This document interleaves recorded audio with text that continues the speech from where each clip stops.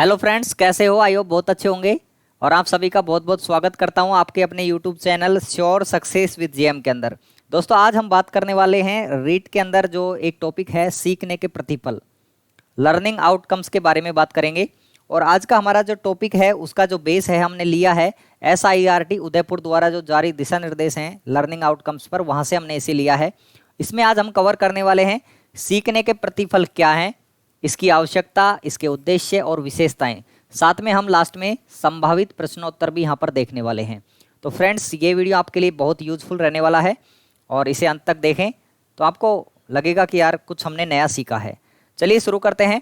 निःशुल्क एवं अनिवार्य शिक्षा का अधिनियम 2009, इसके अंतर्गत 6 से 14 आयु वर्ग के जो बालक हैं उनको गुणवत्ता युक्त शिक्षा सुनिश्चित प्राप्त करने का प्रावधान किया गया है। आप सभी को पता है, इसी संदर्भ में शिक्षा के मूल उद्देश्यों को केवल विषयों तक ही सीमित न रखकर विद्यार्थी के सर्वांगीण विकास से जोड़ते हुए विस्तृत रूप से देखे जाने की आवश्यकता है।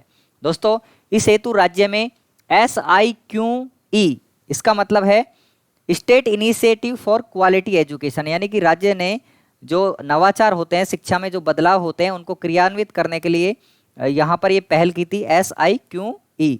इसके अंदर जो CCP है, चाइल्ड सेंटर्ड पेडागोजी, और ABL यानी कि एक्टिविटी बेस्ड जो लर्निंग है उसको बढ़ावा दिया गया है। साथ ही लिखा है CCE। आप जानते हैं CCE का मतलब कॉम्प्रीहेंसिव कंटिन्यूअस कॉम्प्रीहेंसिव इवैल्यूएशन, यानी सतत एवं व्यापक मूल्यांकन। इसके द्वारा प्राथमिक शिक्षा में गुणात्मक उन्नयन के प्रयास किए जा रहे हैं। बिल्कुल राष्ट्रीय स्तर पर NCERT के सहयोग से कक्षावार विद्यार्थी के सीखने के प्रतिफल को परिभाषित किया गया है। कक्षावार, ध्यान रखना, कक्षावार हैं और विषय वाइज हैं ये अलग अलग। शैक्षिक सत्र 2017-18 से SIRT उदयपुर द्वारा निर्धारित किए गए कक्षावार एवं विषयवार सीखने के प्रतिफल लर्निंग आउटकम्स को निर्धारित मानदंडों में शामिल कर लिया गया है, जिनका क्रियान्वयन अनिवार्य है, कंपलसरी है। राष्ट्रीय उपलब्धि सर्वेक्षण NAS बिल्कुल इंपॉर्टेंट है। यहाँ पर राष्ट्रीय उपलब्धि सर्वेक्षण का जो आधार है वो भी क्या है? सीखने के प्रतिफल हैं, सीखने के परिणाम हैं या सीखने की संप्राप्ति हैं, लर्निंग आउटकम्स ही हैं। इसी आधार पर राज्य के विद्यालय शिक्षा का शैक्षिक मापन भी किया जाएगा। बहुत ही इंपॉर्टेंट है। दोस्तों, आगे देखते हैं सीखने के प्रतिफल क्या हैं, इनके बारे में बात करेंगे। तो प्रत्येक कक्षा के विद्यार्थी के सीखने के बारे में जानने और उसके अनुसार बच्चों के सीखने संबंधी प्रगति पर नजर बनाए रखने की जरूरत है। इसके लिए आवश्यकता है कि कुछ मानदंड उपलब्ध करवाए जाएं, जिसकी सहायता से अपेक्षित सीखने के स्तर का आकलन किया जा सके। सीखने की निरंतरता को ध्यान में रखते हुए शिक्षक एवं शिक्षा व्यवस्था से जुड़े सभी अधिकारियों एवं अभिभावकों को यह जानना आवश्यक है कि बच्चों ने क्या सीखा, कक्षा में क्या सीखा। इन्हीं मानदंडों को सीखने के प्रतिफल के रूप में परिभाषित किया गया है। अर्थात जो कुछ भी बच्चे ने सीखा है उसको जांचने अथवा उस परिणाम को देखने के मापदंड को अधिगम प्रतिफल के रूप में देखा जा सकता है। चलिए देखते हैं आवश्यकता क्या पड़ी इसकी।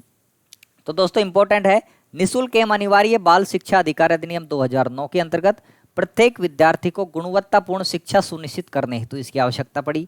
दूसरा, आयु अनुरूप अपेक्षित स्तर, कौशल विकास और गुणवत्ता युक्त शिक्षा को सुनिश्चित करने के लिए राष्ट्रीय स्तर की शैक्षिक आकांक्षाओं की क्रियान्विति हेतु, शैक्षिक उद्देश्यों की पूर्ति के लिए किए जा रहे प्रयासों की जांच हेतु राज्य को राष्ट्रीय स्तर पर उच्च पायदान पर अवस्थित करने के प्रयास के क्रम में ही, तो इन सब के लिए ये लर्निंग आउटकम्स लाए गए। नेक्स्ट देखते हैं इसके उद्देश्य क्या हैं। तो दोस्तों, उद्देश्यों में अनिवार्य शिक्षा अधिनियम 2009 के अनुसार 6 से 14 आयु वर्ग के बच्चों को गुणवत्ता युक्त शिक्षण सुनिश्चित करना, बालकों के सीखने एवं निरंतर प्रगति स्तर को जांचने के लिए तय मानदंडानुसार क्रियान्वयन करना, विषय की प्रकृति, विशेषताओं, शिक्षण विधि एवं सीखने के प्रतिफल को समन्वित रूप से समझाना, शिक्षण की गुणवत्ता में सुधार के लिए सतत प्रयास करना, शिक्षण को विषय तक सीमित न रख करके विद्यार्थी का सर्वांगीण विकास करना, विद्यार्थी के सीखने के संदर्भ में अभिभावकों को सजग बनाना, जागरूक बनाना हेतु उनकी उपलब्धि प्रगति को शिक्षक द्वारा अभिभावकों से साझा करना। तो ये सब इनके उद्देश्य हैं लर्निंग आउटकम्स के। नेक्स्ट देखते हैं दोस्तों, सीखने के अधिगम जो सीखने के प्रतिफल हैं लर्निंग आउटकम, उनकी क्या विशेषताएं हैं। तो पहला देखें, प्रत्येक विषय के अंतर्गत विषय प्रवेश में विषय की प्रकृति पर संक्षिप्त टिप्पणी दी गई है। इसके बाद पाठ्य चर्चाएं अपेक्षित दी गई हैं, जो एक प्रकार से वे दीर्घकालीन लक्ष्य हैं जिन्हें विद्यार्थियों को एक समय अंतराल में अर्जित करना है। कक्षावार परिभाषित सीखने के प्रतिफल प्रक्रिया आधारित हैं, ध्यान रखना प्रक्रिया आधारित हैं। ये प्रतिफल एक प्रकार से जांच बिंदु हैं, क्या है, चेक पॉइंट्स हैं, जो गुणात्मक एवं मात्रात्मक रूप से मापे जा सकते हैं। बहुत ही इंपॉर्टेंट है दोस्तों, याद रखना, ये जो लर्निंग आउटकम्स हैं, जो ये प्रतिफल हैं, एक प्रकार से जांच बिंदु हैं, चेक पॉइंट हैं, जो गुणात्मक एवं मात्रात्मक रूप से मापे जा सकते हैं। ये प्रतिफल बच्चे के संपूर्ण विकास के लिए अपेक्षित संपूर्ण सीखने के अनुसार बच्चों की प्रगति का आकलन करने में मदद करते हैं। बहुत इंपॉर्टेंट है। दूसरा देखो, पाठ्यचर्या अपेक्षाओं के अनुसार सीखने के प्रतिफलों की उपलब्धि और समझ के लिए शिक्षकों की मदद हेतु प्रतिफलों के साथ साथ सीखने सिखाने पेडागोजिकल प्रोसेस की प्रक्रिया भी सुझाई गई है, जो कि सीखने की क्रिया को क्या बनाता है, पूर्ण बनाता है।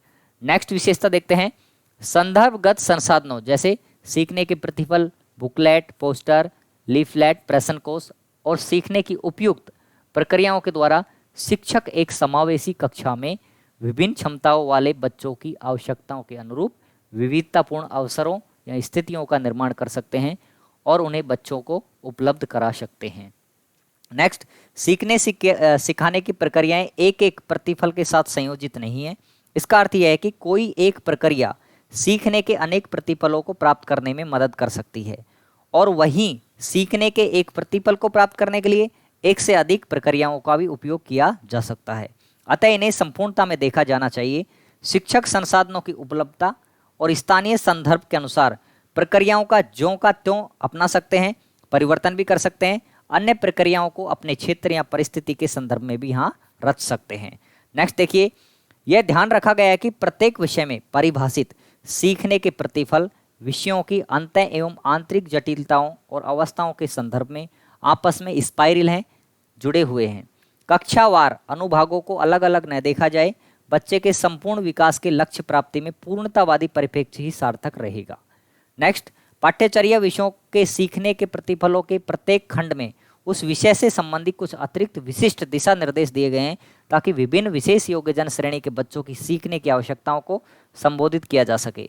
प्रत्येक पाठ्यचर्या क्षेत्र के अंतर्गत पहचाने गए सीखने के प्रतिफलों को प्राप्त करने में विशेष शैक्षिक आवश्यकता वाले बच्चों की मदद के लिए वर्णित कठिनाइयों को हल ढूंढना आवश्यक है। यदि आवश्यकता हो तो सीखने के प्रतिफलों को अत्यधिक संज्ञानात्मक कठिनाई, बौद्धिक रूप से चुनौती वाले बच्चों हेतु लचीला बनाया जा सकता है। वो शिक्षक पर डिपेंड करेगा। दोस्तों, अब हम देखते हैं कुछ प्रश्नोत्तर जो आपके इसी से संबंधित हैं। तो पहला प्रश्न है, सीखने के प्रतिफल या आउटकम्स हैं। सीखने के प्रतिफल क्या हैं या लर्निंग आउटकम्स क्या है? तो ऑप्शन ए आपके सामने है, प्रक्रिया आधारित जांच बिंदु जो केवल मात्रात्मक तरीके से मापने योग्य हैं। ऑप्शन बी, प्रक्रिया आधारित जांच बिंदु जो केवल गुणात्मक तरीके से मापने योग्य हैं। ऑप्शन सी, प्रक्रिया और उत्पाद उन्मुक्त जांच बिंदु जो मात्रात्मक एवं गुणात्मक तरीके से मापने योग्य हैं। उपर्युक्त में से कोई नहीं। तो क्या होगा आपका उत्तर, जल्दी से बताइए। तो फ्रेंड्स, इसका जो सही उत्तर होगा वो होगा ऑप्शन सी, प्रक्रिया और उत्पाद उन्मुक्त जांच बिंदु जो मात्रात्मक और गुणात्मक तरीके से मापने योग्य हैं, ये सीखने के प्रतिफल हैं। बिल्कुल सही उत्तर है आपका। चलिए नेक्स्ट क्वेश्चन देखते हैं। निम्नलिखित में से कौन सा कथन पाठ्यचर्या संबंधी अपेक्षाओं और सीखने के प्रतिफलों के बारे में सही है? ऑप्शन ए, पाठ्यचर्या संबंधी अपेक्षाओं और सीखने के प्रतिफलों के बीच कोई संबंध नहीं है। ऑप्शन बी, प्रत्येक कक्षा के लिए सीखने के प्रतिफल अलग अलग होते हैं। ऑप्शन सी, प्रत्येक कक्षा के लिए पाठ्यचर्या अपेक्षाएं अलग होती हैं। ऑप्शन डी या द, सीखने के प्रतिफल पाठ्यचर्या अपेक्षाओं को हासिल करने में मदद करेंगे। तो क्या होगा आपका सही उत्तर? तो दोस्तों, इसका सही उत्तर होगा प्रत्येक कक्षा के लिए सीखने के प्रतिफल अलग होते हैं। बिल्कुल हमने पढ़ लिया है, कक्षावार होते हैं, ये विषयवार भी होते हैं। दोस्तों, ये वीडियो आपको पसंद आया तो यार लाइक शेयर जरूर करें, अपने दोस्तों तक इसे जरूर पहुंचाएं और हमारे चैनल पर नए हैं तो इसे सब्सक्राइब कर लें। और इस जो ये पूरा आपका जो सामग्री है, इसका अगर आपको PDF चाहिए तो हमारा जो टेलीग्राम चैनल है उसको भी ज्वाइन कर सकते हैं। इसका लिंक आपको डिस्क्रिप्शन में मिल जाएगा। टेलीग्राम चैनल का नाम भी सेम है, श्योर सक्सेस विद JM, आप सर्च कर सकते हैं और ज्वाइन कर सकते हैं। उसका PDF आपको मिल जाएगा। चलिए नेक्स्ट क्वेश्चन देखते हैं दोस्तों। नेशनल अचीवमेंट सर्वे की आवश्यकता क्यों है? जल्दी से बताइए, नेशनल अचीवमेंट सर्वे की आवश्यकता क्यों है?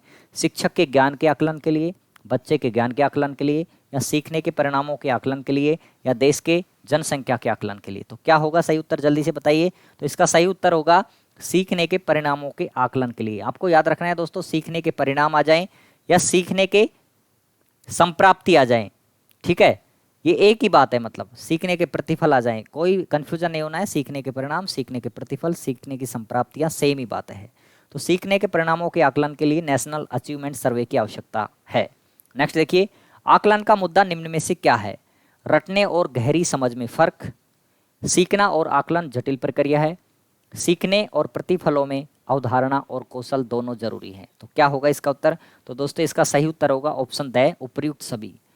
बिल्कुल, आकलन का मुद्दा इनसे संबंधित है। रटने और गहरी समझ में फर्क होना चाहिए, सीखना और आकलन एक जटिल प्रक्रिया है, सीखने और प्रतिफलों में अवधारणा भी जरूरी है और कौशल भी जरूरी है। बेटा स्किल बहुत इंपॉर्टेंट है, याद रखना, स्किल के बिना कुछ नहीं है। नेक्स्ट देखिए, सीखने के प्रतिफल आवश्यक हैं। निःशुल्क एवं अनिवार्य बाल शिक्षा अधिकार अधिनियम 2009 के अंतर्गत प्रत्येक विद्यार्थी की गुणवत्तापूर्ण शिक्षा सुनिश्चित करने हेतु आयु अनुरूप अपेक्षित स्तर, कौशल विकास और गुणवत्ता युक्त शिक्षा को सुनिश्चित करने हेतु उपर्युक्त दोनों या इनमें से कोई नहीं। क्या होगा इसका उत्तर? जल्दी से बताइए। तो इसका सही उत्तर होगा, आपको अंदाजा लग गया होगा, उपर्युक्त दोनों। तो फ्रेंड्स, ये वीडियो अगर आपको पसंद आया है तो यार लाइक शेयर जरूर करें। चैनल पर नए हैं, पहली बार विजिट कर रहे हैं तो सब्सक्राइब करें। आगे फिर मिलेंगे एक और शानदार वीडियो के साथ, तब तक के लिए नमस्कार। जय भारत, जय हिंद फ्रेंड्स।